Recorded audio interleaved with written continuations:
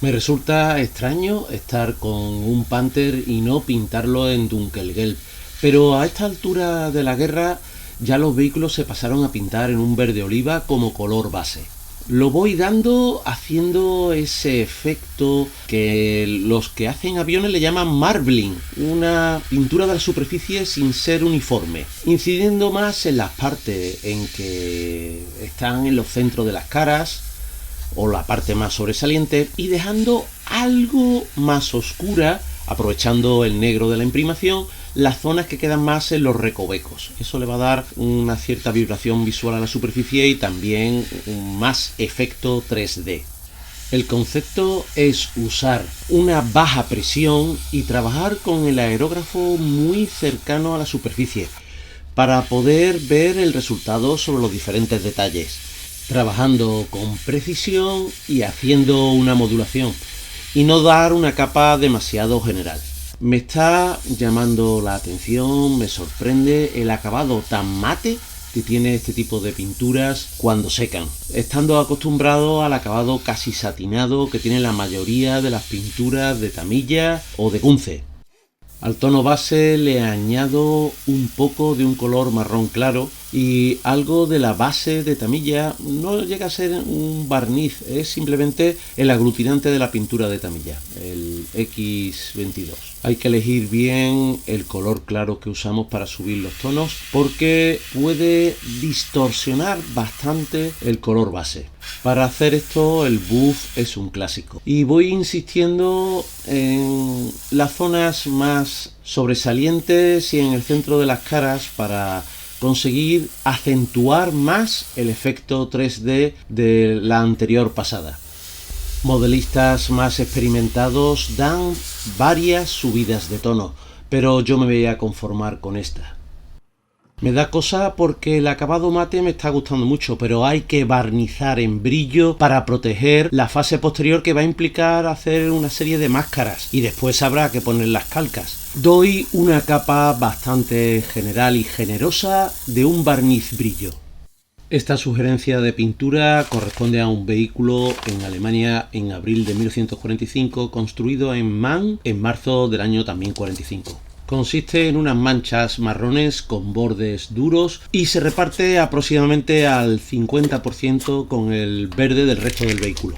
Para hacer esas manchas voy a enmascarar la zona del verde usando esta masilla que podría ser un poco como el Blu Tack. De hecho podría usar el Blu Tack, pero es bastante más blanda y quizás va a permitir más detalle. Al pronto me parece que su manipulación es un poco liosa.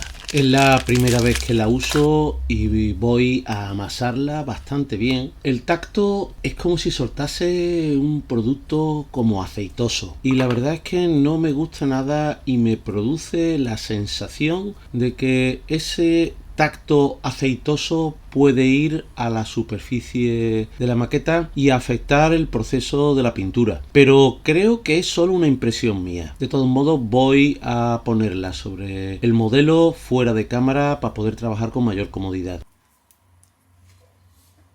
Al final la masilla se ha adaptado bastante bien a las formas del camuflaje y en parte creo que ha sido debido al barnizado brillo. Eso sí, hay que tener la precaución de que no sea demasiado fino la capa de la masilla porque luego se encoge y pueden aparecer agujeros.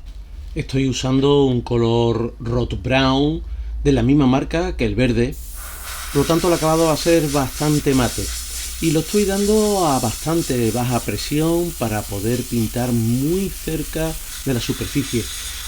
También veis que me he agenciado un modo de sujetar la torre para poder manipularla sin poner dedos donde la pintura está todavía fresca. Este tipo de pintura seca muy rápido y pronto podemos ver el resultado. Quizás veo el resultado más pronto de lo que debería porque la ansia, las ganas de ver cómo ha quedado me consumen.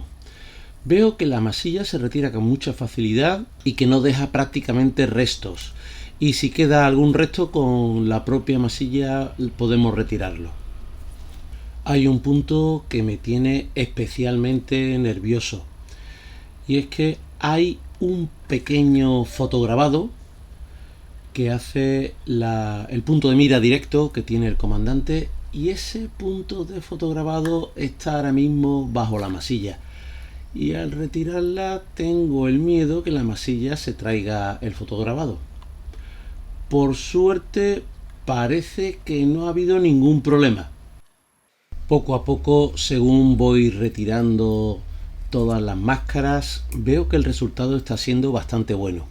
Yo creo que en su día estas manchas de camuflaje se pintarían a brocha, que no se utilizaría la pistola de aire para hacerlas, porque los bordes son muy duros. Y yo podría haber usado el pincel para pintarlas en el modelo, pero la verdad es que me alegro de haberlo hecho a aerógrafo.